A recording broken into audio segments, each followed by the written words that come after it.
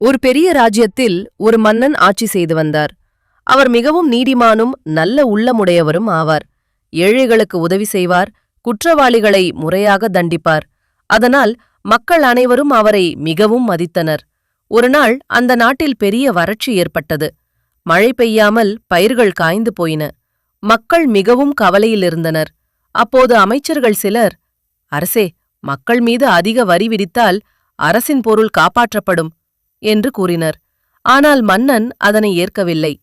மக்கள் கஷ்டத்தில் இருக்கும்போது அவர்களை மேலும் துன்பப்படுத்தக்கூடாது, அவர்களை காப்பதுதான் அரசனின் கடமை என்று கூறினார். உடனே அரச களஞ்சியத்திலிருந்த தானியங்களையும் செல்வத்தையும் மக்களுக்கு பகிர்ந்து கொடுத்தார். மன்னனின் நல்ல ஆட்சியால் மக்கள் மகிழ்ச்சி அடைந்தனர். அனைவரும் ஒற்றுமையாக உழைத்தனர். சில நாட்களில் நல்ல மழை பெய்தது. நாடு மீண்டும் செழித்தது. இதன் கருத்து என்னவென்றால், இறைகாக்கும் வையகம் எல்லாம் அவனை முறைகாக்கும் முட்டா செயின்.